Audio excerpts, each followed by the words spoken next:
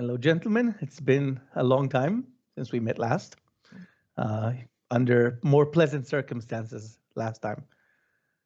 How is everybody doing? Well, better than you, I guess. And that's not to be facetious. I mean, you are in the middle of the war zone. And here in the West, people comparing this to the World War III or beginnings of World War III. And if you listen to the Israeli officials, they're comparing it to the Nazi Germany and 9/11 events, et cetera, et cetera.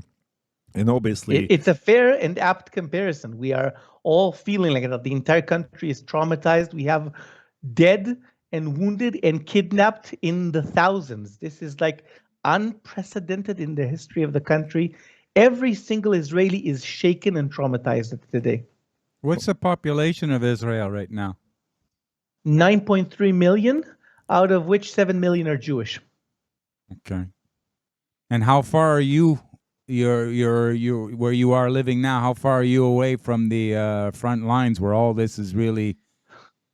That's the problem with this description is there are no front lines. They broke through the fence early on Saturday morning with rocket fire to give them cover. And they pretty much scattered and took over a lot of different settlements and houses and started slaughtering people. So the front line is very dispersed and wide. But if you're asking how far am I from the Gaza Strip, about 40 kilometers or 28 miles for your American viewers. Okay, so you said, like, what is it, a couple of thousand apparently rockets got into Israel? They shot more than 6,000 rockets at us in the span of a few hours and basically flooded our Iron Dome defense system. It's a good defense system, but there's only so much we can shoot down with the amount of rockets and amount of launchers that we have. They shot like everything they had at once, so we had to pick and choose what we're shooting down and what we're not. So some rockets came in, actually about 400 rockets did penetrate the defenses and hit buildings, hit army bases, hit houses, cars. But this was all just a distraction because while this was happening and everybody was hunkering down, again, both on a Saturday morning at 6:30 a.m. and on one of the holiest days of Judaism, which is the holiday we celebrate the giving of the Bible, the Torah, by God, they actually blew up the border fence in 15 different locations, pre-planned, obviously.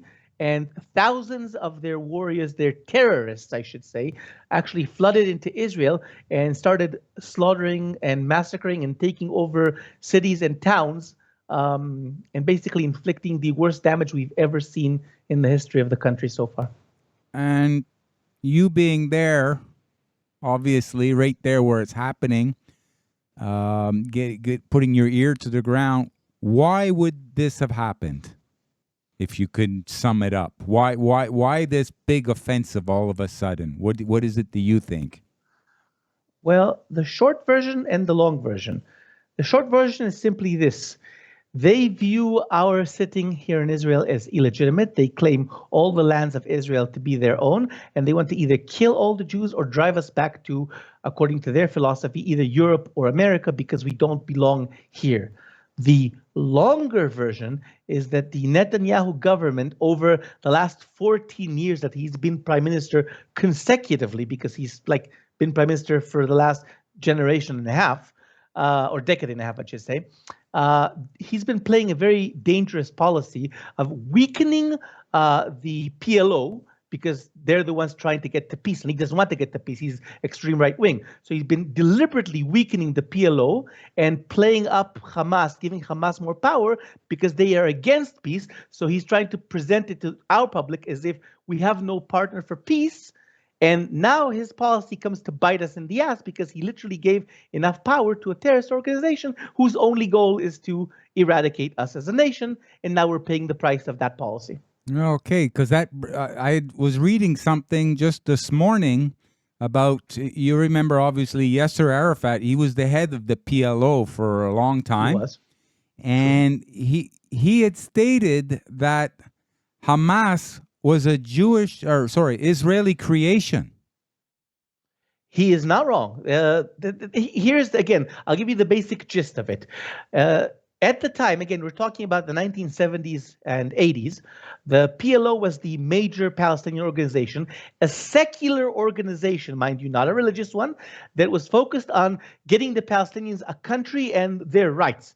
Our government at the time, again, was right-wing and extremist. They didn't want that to happen. So they figured if we create and encourage other organizations, then they'll compete with PLO and therefore deprive it of its power. So they contacted a few radical Muslims and they gave them the option to start their own organization, Hamas at the time.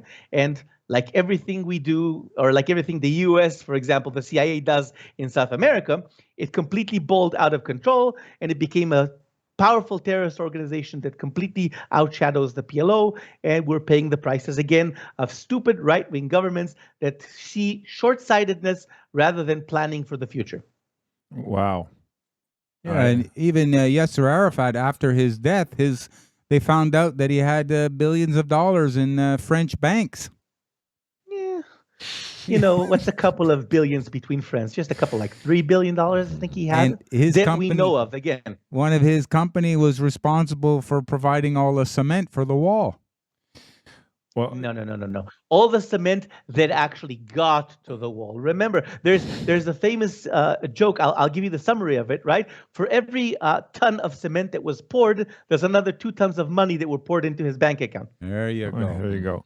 Well, I'm actually interested that you brought this up, the whole thing with the Hamas, because we played earlier and you weren't there on the show yet, but IDF spokesman Jonathan, don't ask me to pronounce his last name, said that one of the targets now, one of the goals of this counteroffensive by Israel is to get rid of the Hamas. And here in North America specifically, we hear a lot of conspiratorial talk saying that it's a distraction for Netanyahu because he's in trouble. It's a distraction for the globalist and the military-industrial complex. And the biggest thing is we don't necessarily listen to this, but we did hear from some accounts from Israelis specifically. We watched some videos from Israelis saying that they don't understand how the breach actually happened. You do say it's 15 places. It was sort of unprecedented compared to the previous attacks and all that stuff.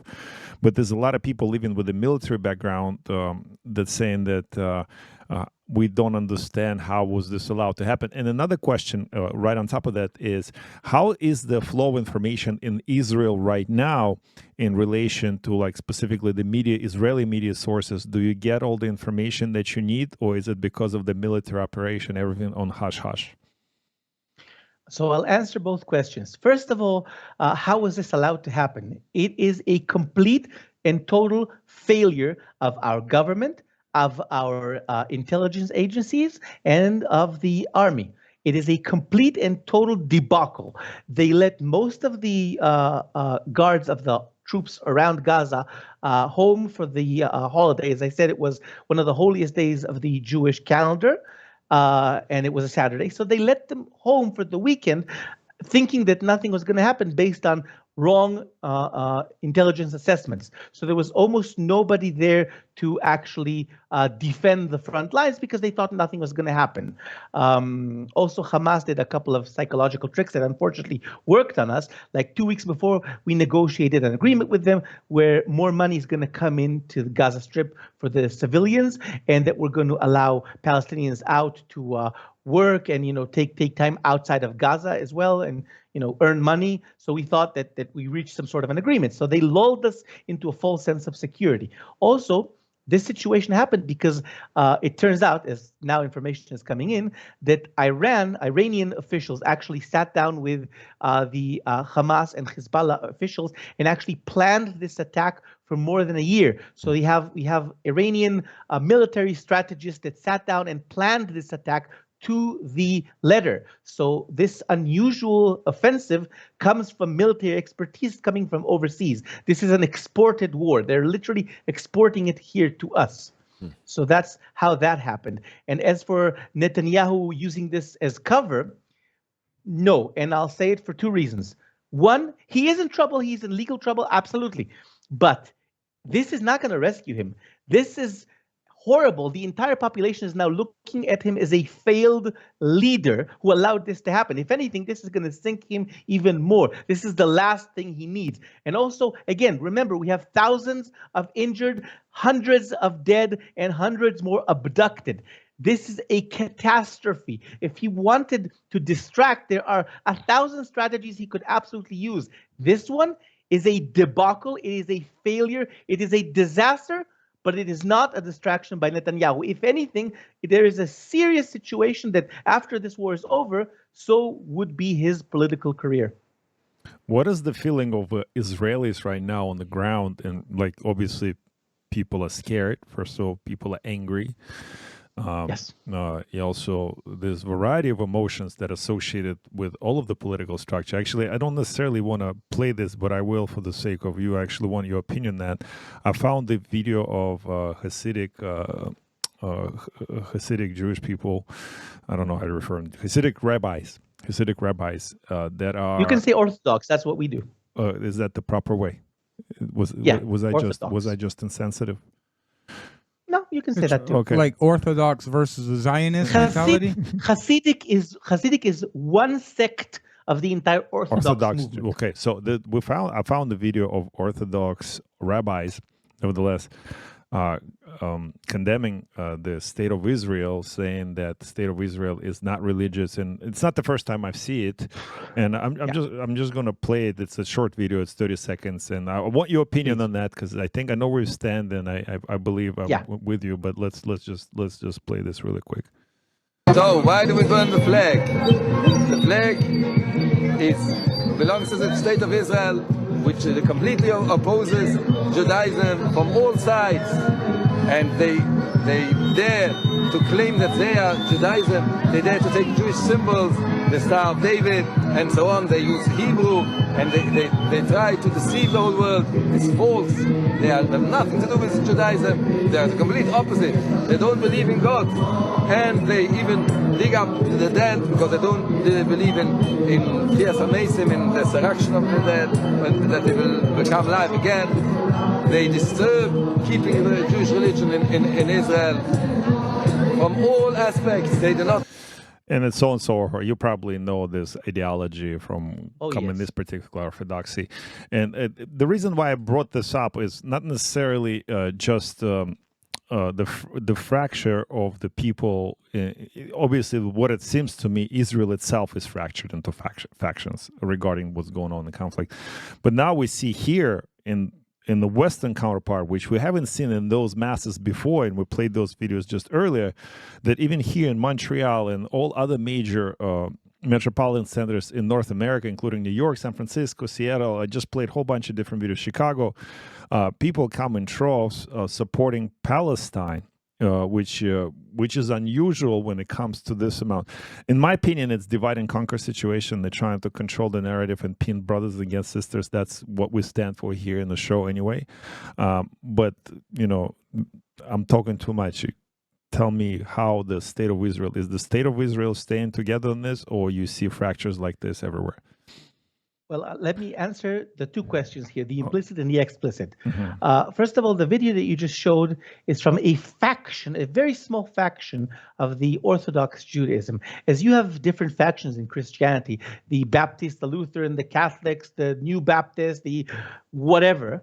Now we have something here called Neturei Karta, which is a very small faction of the extreme orthodoxy who believe that the only way that the real state of Israel rises back from the ashes is if the Messiah comes and gives us a state. So if we start it on our own, it's illegitimate. That's the basis why they refuse to respect Israel today, because the Messiah didn't give it to us. We started it on our own. So it's an extreme ideology. It's a very small fraction, and they have a very high tendency to show up in every Palestinian, Iranian, whatever demonstration, just to show everybody that they're present, to show them that the Jews are supporting Israel's enemies because Israel is not legitimate. But again, small, extremely radical faction. Pay them no mind. They're just making propaganda and noises.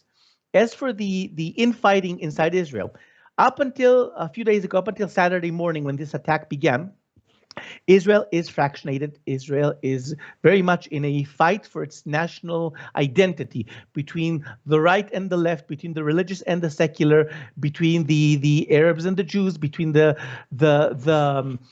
working class and the people who want to just get subsidies. There's a lot of different breakdowns here between the Ashkenazi and the Mizrahi, a lot of different factions fighting, because remember, Israel is a relatively new country. We're only 74 years old. We are still very much struggling to define our national identity. The U.S. took more than 150 years before they consolidated, and even now there's tensions between South red states and North blue states. So we're still very much in a effort to define our own identity.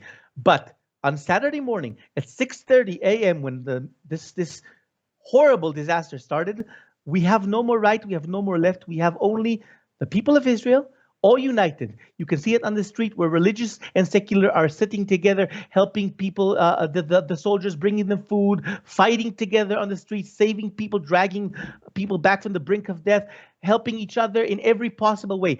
When we have an active shootout, when we have war, there are no separations. The separations can wait. Our internal discussions can wait until we have time to talk amongst ourselves without any external danger. For now, we are one people, everyone is united, and there's no argument about destroying the enemy first and then going back to our internal discussions.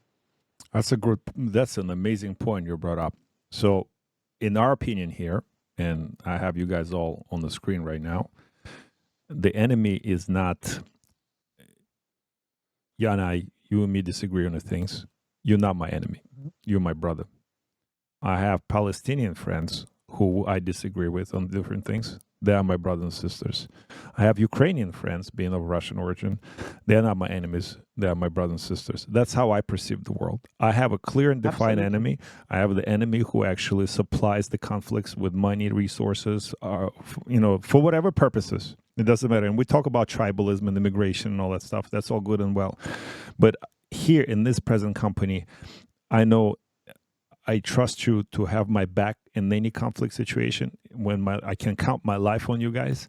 But what happens is I also don't see you pulling the trigger to kill your brothers and sisters. I don't know any of those people myself personally. If you want a conspiracy theory, go ahead. I know you guys love a good one, so let me give you one that's floating around. As you know, a few weeks ago, Biden struck a deal with Iran to unfreeze $6 billion of funds from Iran, from frozen bank accounts in Iran. There are now rumors that about $3 billion of that money went to Hamas to fund this attack that we're now experiencing. Yeah, we heard that too. Also, at the end of Obama's tenure, just when he was on his way out, with truckloads of U.S. currency made its way into Iran also. So yeah. That's probably to release the captives in the embassy. But again, I'm not there to debate decisions of policy that I was not a partner to, and I don't know the logic behind. All I know is this: Iran is financing a campaign of murder and terrorism. And right now, while we are talking, they are actually pushing Hezbollah in the north to also attack us, to open a second front, so that we are busy on more than one front. They are actually actively pressuring them to start the war.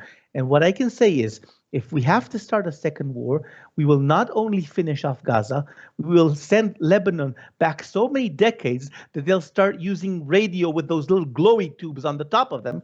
And when we're done with them, we're going to go back to Iran and remind them what the Stone Age looks like. But isn't it the point? I think what you're bringing up, like we talked about emotions here earlier, and emotions running high for good reason, because in your family, you had somebody directly impacted by this conflict right now. They're injured, and we pray that, they're going to be safe. But you also know people who died, maybe not directly or indirectly, but you know those people. So clearly it's this. Yeah, and I also have people fighting in the front, both in the army and in the police. Good friends of mine who are risking their lives right now to regain control of our cities and regain control of the border. So Hamas and Hezbollah is runaway boogeymans because, they are being used by whoever party now to cause harm and, the same thing we said in Ukraine. You cannot resolve the conflict by sending more weapons to Ukraine. It's not going to reach out peace. How do we? Well, Is there a conflict? the problem with your perception is this: if you don't need this is counterproductive. You don't need two sides to pick a fight. Just one side with a lot of weapons and money that's dedicated to taking over or killing the other side. That's enough to pick a fight. Now, your question is: am I defending myself, or should I just roll over and play dead?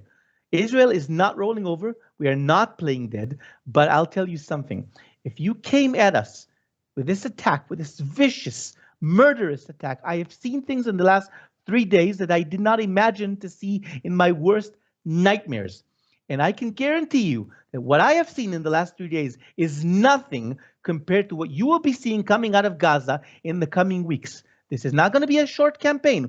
This is going to be weeks and even months in the making. But when we are done, the Gaza Strip will look nothing like what it looks like today. I can guarantee you that. Hamas is going to be sent so many years back into the past that they're going to have to rebuild the idea of rebuilding before they can rebuild anything else. But isn't it the point? Like, wasn't it? That's what we had discussed here earlier? Isn't it the point exactly to trigger this sort of event? That's a runaway event in some way. Action reaction.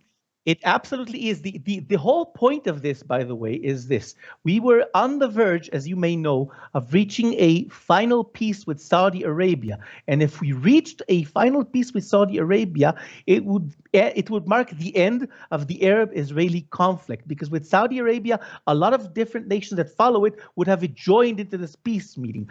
Iran set a goal to itself to prevent this from happening. By triggering this war that is now going on, it is basically forcing Saudi into a point where they have to back up the poor underdogs, meaning the Palestinians, therefore backing away from this peace arrangement and setting us back years into the Palestinian conflict.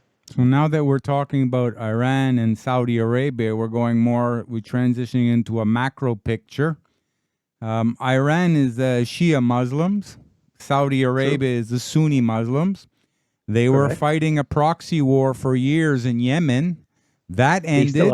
And then we heard that Saudi Arabia and Iran were working out their differences, strategically being done by not the West. That was the East, the new emerging empires. Yes, China. Yeah.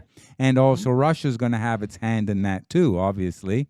The OPEC to a lesser degree, yeah. China is striving to be the next world power, so they're very much keeping Russia out of most of it. So, like, now we're starting to bring in other countries involved. And the picture is always bigger than what it looks like. Yeah, that's what we're thinking about. We were talking before about Nostradamus predicted the third World War would start in the Middle East. Well, I don't know. We have so many gunpowder kegs in the world today. It can literally start pretty much everywhere. It can start in Taiwan, can start in Ukraine, can start here. It can even start in the U.S. if U.S. decides to bomb Mexico like Trump is suggesting. You don't know. The world today is just a giant keg of explosives, and it's waiting for the right match to light. You don't think it was engineered that way as we're coming closer to the changeover, the Great Reset, the new system? I think it's a combination of the media being more readily available everywhere, so anything that happens catches media attention and immediately gets overblown. And on the other hand, you have the refusal of the public to actually get educated and learn more. They prefer gut reactions. So instead of actually understanding the topic and then reacting accordingly to knowledge, what they do is they go, oh, he's the bad guy, and then immediately start attacking without any deep understanding. Everything is very visceral today. And that's why we have very immediate violent reactions. So logic goes out the window, and bad emotions take over the whole paradigm. Rome, you got something. Rome has something to ask you. Yeah, you just touched on the point that, before even speaking with you, we mentioned that knowledge, understanding was pretty much necessary in this situation. And I want to commend you. I really don't have nothing to say. I just want to commend you because I feel like in the position that you're in, emotions could be running way higher. But you've managed to remain poised and objective in everything that we've talked about. You know what I mean? I'm sorry for the injured family member you have and the reality that you're living right now. But I appreciate you sharing a very, how can I say this, a very well discerned point of what's going on your end. Rome, I appreciate your compliments. Let me just answer that a little bit.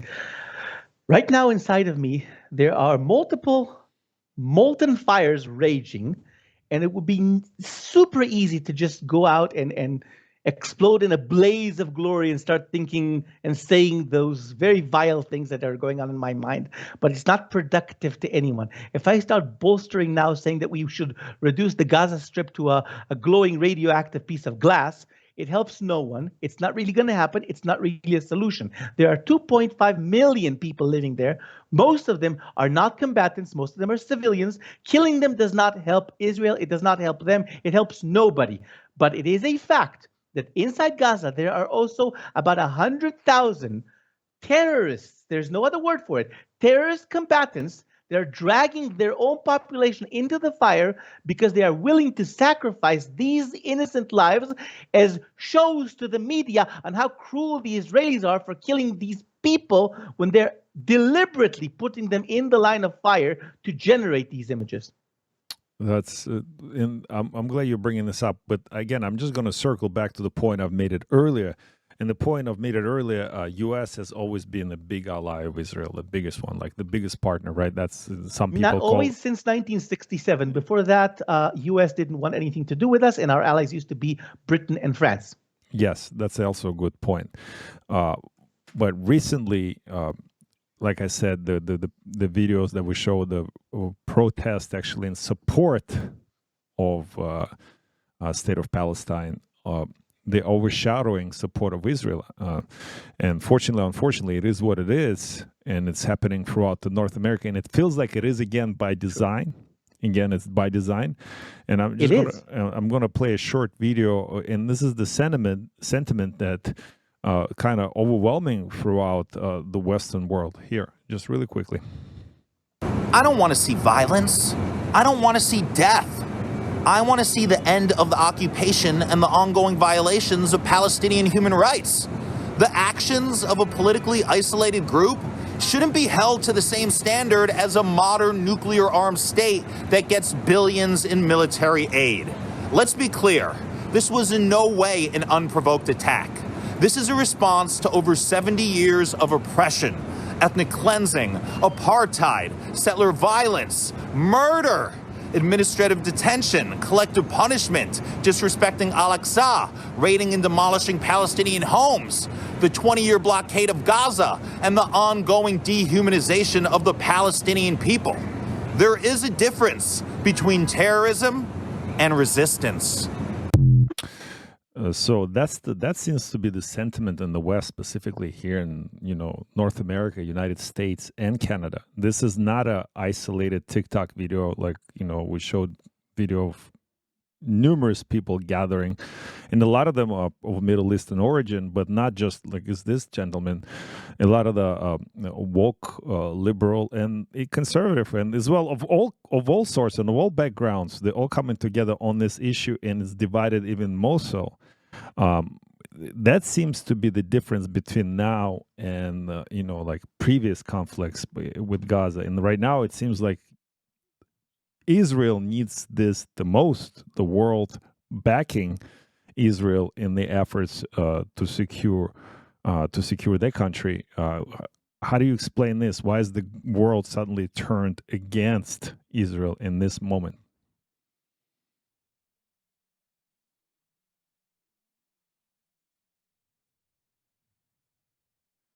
The last 20 years, you've always had this. It's just growing a little bit bigger every time. But here's the situation as it is. Sorry, I'm going to cut this. I didn't hear you because I had my sound down. Can you start from the beginning of your statement? Yes. Sorry, go ahead. Yes. As I said, this is not news, as you would say it. We've had the same situation every time we've had a conflict with the Palestinians over the last 20 years. It's just getting a little bigger every time because the left wing of the map, the political map, is basically fanning the flames and they're virtue signaling to everybody around them. But here's the actual fact. Most of these people have no idea what they're saying definition-wise. So let me try to break it down That's in a why way you're that's here, big guy. absolutely objective.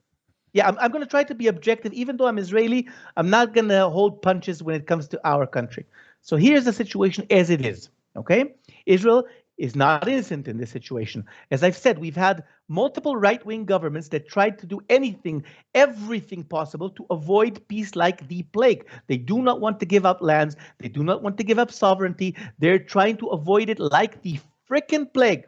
And I understand that. And with that, they're trying to, again, bring up all kinds of weird distractions and radicals to stop the peace process from happening, giving promises and backing away from them. I completely understand the situation, and we are at fault.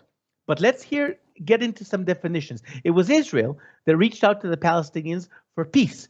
It was Israel that offered in 1996 to Yasser Arafat 96% of the Palestinian territory returned, plus another 4% in exchange territories, because now we have cities in this area. So we said, let us keep the cities we have in the 4% of that land, and we will give you 4% equal territory in other locations across the country that will connect to your independent state. And Yasser Arafat refused it. Bill Clinton was shocked that he refused such an offer. And when asked why he refused it, he said, you win a country by fighting, you don't win it by negotiation. He wanted to win it by fighting. And as for something else, my uncle says, and he's right, my American uncle says, people love the underdog, but just because someone is the underdog does not mean they are always right. The definition of occupation, which the Palestinians are using, is very different from the one that the people in the West, especially the left wing, understand. People in the left think that Israel is occupying everything from the 1967 war and on, when we conquered the West Bank and the Gaza Strip, and also the Sinai, which we returned since then. So they think, in the West, they think that the occupation means retreating from the West Bank and Gaza. But what the Palestinians say by occupation, they mean the entire territory of Israel. They state out very clearly, and Hamas states it out very clearly in their charter, that the Jews should return to Europe and the United States where they came from, because they have no place in this land. And only when the last Jew leaves the last grain of ground in Israel will the occupation be over. So basically, when they say finish the occupation, they mean destroy the state of Israel entirely and either murder or kick out every last Jew. And obviously, that's something the state of Israel cannot accept. So as long as we're talking in that kind of a terminology, the occupation is never going to be over. And as for the border fence and the siege around Gaza in the last 20 years, let me tell you something. When I was young, when I was a kid, there was no fence around Gaza. I'm talking in the 1980s.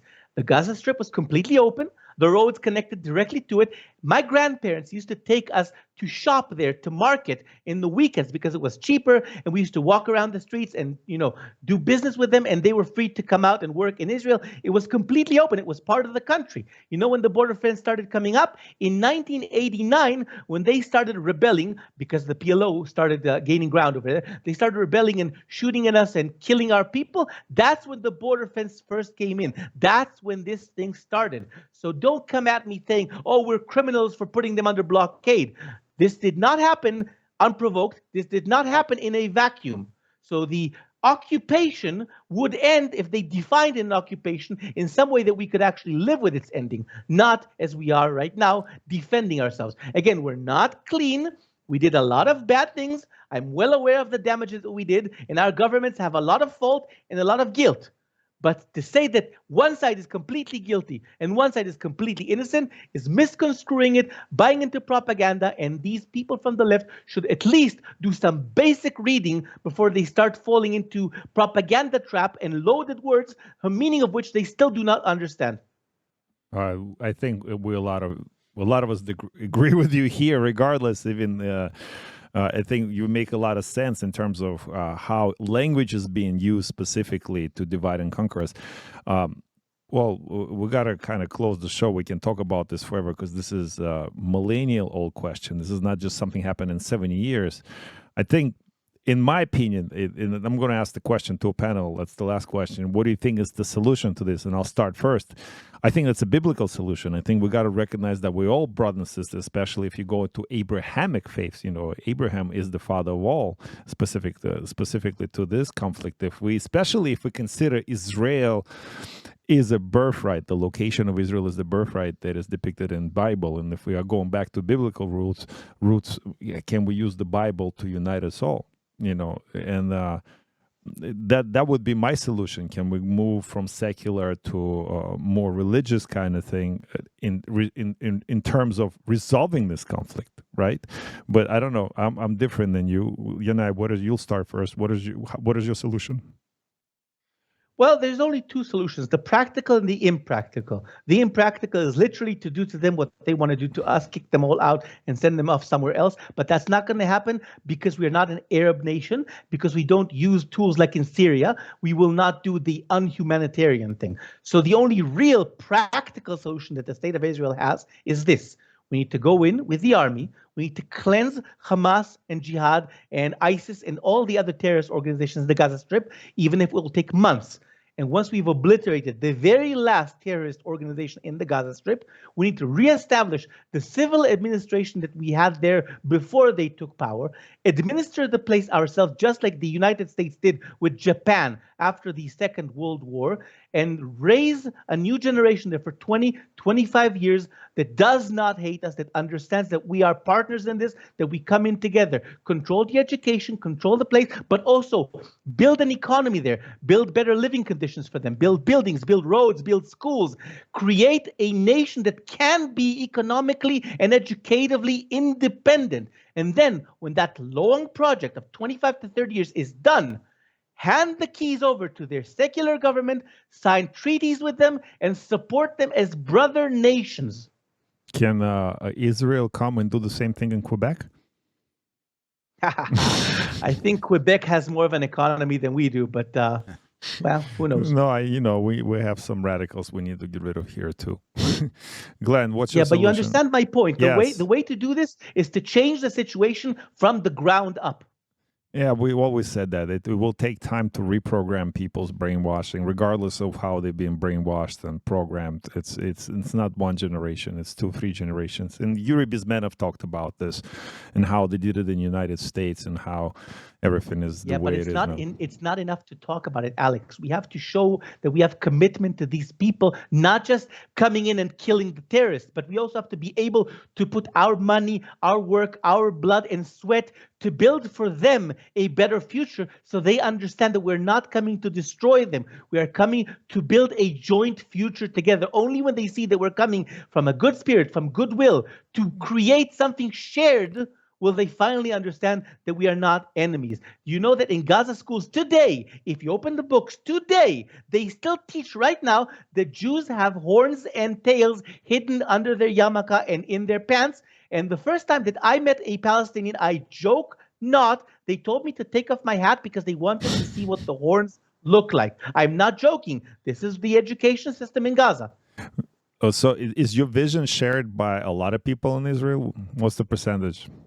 Unfortunately, no. This is a vision belonging to the center-left party. But again, because of so many years of violence against each other, unfortunately, the right wing has become very, very powerful. Again, not because it's the right thing to do, but because it's the visceral, the instinctive reaction. Oh, they're shooting at us, so they must be animals. They must be violent. They must be not worthy of discussion. It's an escalating circle of violence where both sides are escalating more and more, and nobody wants to see the solution for what it is. Thank you so much. You guys have anything to edit before we got the show? Glenn, I know you got something to say. Well, we're looking for a solution.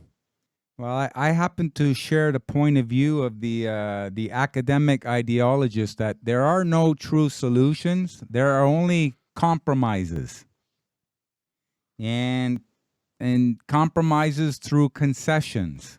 So you need willing people at the table, sit down to hammer out and then to implement what they've just finished hammering out. This is going to take a long time. So there are no quick reliefs coming to what you were saying. It could take months, this ongoing conflict, which Netanyahu stated that now Israel is in a war. It's not just a regional little conflict. This is a total war. And you seem to be led on to that the war is also, it's a proxy war being funded by other countries that have an extreme disdain and hatred towards Israel itself. What's your ideology yourself on the two-state solution that Trump was also a supporter of? Again, I think it was obvious from the things I've said here before, but here's my opinion. I do not see another solution to our situation except one of two. Either a complete separation and a two-state solution, but again, the other state must be one that doesn't hate us and plot to destroy us, but one that is willing to live in partnership with Israel, because it's a very small quarters we're living here, and we have to be able to coexist. So either we have that, or the other option, which again is humanitarianly inconceivable, which is that we either expel them or eradicate them all. And that's not going to fly. Not going to fly humanitarianly in any measurable stick.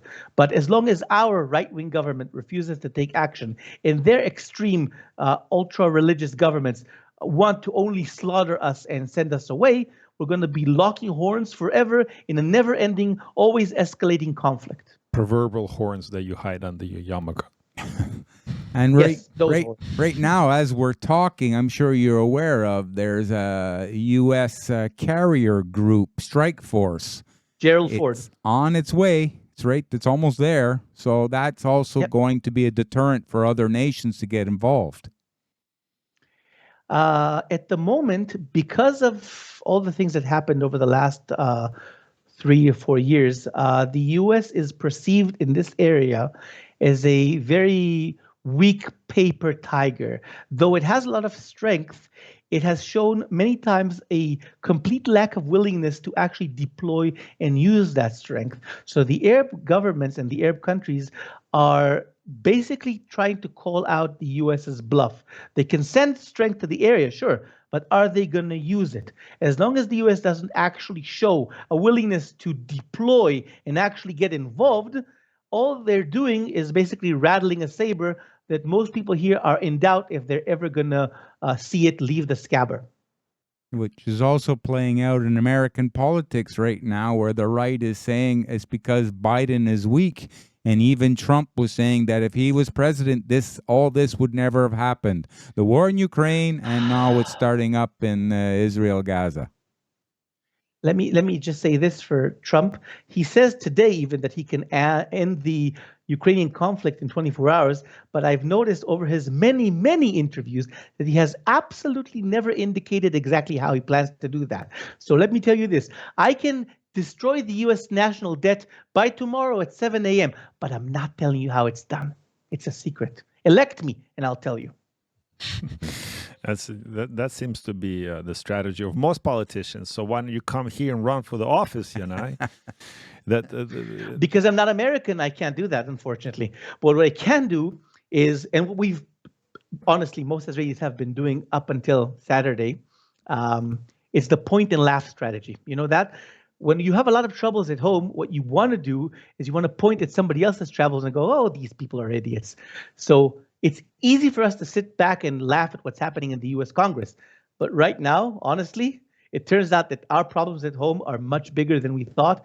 And maybe instead of pointing at laughing at somebody else, we should have been more attentive to what's happening closer to home. That's a good point. Yes, Rome, you got something to say. Yes, sir. Out of everything you've said, man, the word brother nation is what sticks out to me.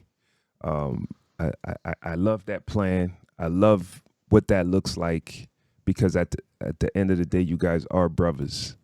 I think in every conflict, sometimes it's important to step back and view it how the world is viewing it, right? I can have a dispute with a neighbor, and then, you want to take a step back and look and see how that looks in a plain view. And I'll tell you from here, you guys look like cousins, just in a big, bad fight. Except right now, you guys' weapons of choice is not fists, because we're in 2023, the weapons of choices are very, very, very destructive and very malicious. But you guys Let me definitely are family. You guys have love for each other. You guys have hate for each other. You guys need to educate each other on each other. But I believe that what you guys have could be so powerful if mended, and if you guys could be like a world power. That's just my thought. Especially since you were all part of the same tribe at one time, and then man-made religions got involved into it, created fellowship, and this is what started dividing up people, unfortunately. And over here, I have friends who are both Israeli descent, Jewish people, and also, of course, Lebanese, Muslim people. You meet people all over the gym, and you know what? Over here, they don't like what's going on over there. They're less inclined to take sides and more inclined to follow, like what we're saying here is, let's get to the solution sooner, or to the compromises, sooner, as soon as possible. Well, unfortunately, when the guns are blazing, and when hate preachers on both sides are preaching false narratives, hate, and separation, the tendency of people to listen and be open to change and solutions is minimized. In fact, I'll say this, there is less than 0.01% difference between all the different races of men in the world today. Black, yellow, red, white, it doesn't matter. There's a tiny, tiny fraction of a difference. Not even enough by biologist definitions to separate any race from any other race. We're all one species. One and race, yet the human race seems to be uniquely capable among all other animals on this planet to bias, racism, violence, prejudice, tribalism. We are poisoning this beautiful world not by what we are doing to it, but by how we are thinking of it and of each other. That was excellent. You know, Yannay, I have to say it right here live on the podcast now. I always enjoy our conversations. I enjoy it with you. We may not see eye to eye in everything, but we have so many similarities in the way we think, and also listening to you, the way you explain your point of view also has a way of pulling me more onto your side, your belief systems. So I thank you for that, sir. Thank you. You know, it just turned Glenn. Is it liberal or alphabetical? No. It's neither. Humanitarian. It's humane. There we go. Yeah, I was being a comedian. Thank you. Sorry, my joke didn't fly over. But I'm glad you're here, Yannay, and I'm glad you're safe and your family semi-safe right now. We will pray for you. I still believe the conflict. You guys asking the question why we're so divided. It's biblical.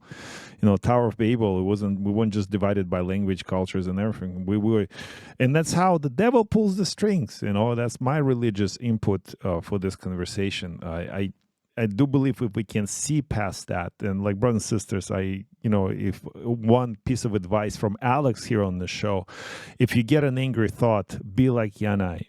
Don't necessarily swallow, suppress it, but choose to think otherwise. And as a man specifically, woman too, you have a free will.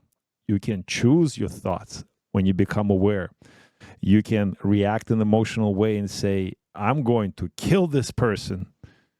And then pull back and say, well, that's not going to resolve the conflict. How can I solve it? How can I solve it for peace and love?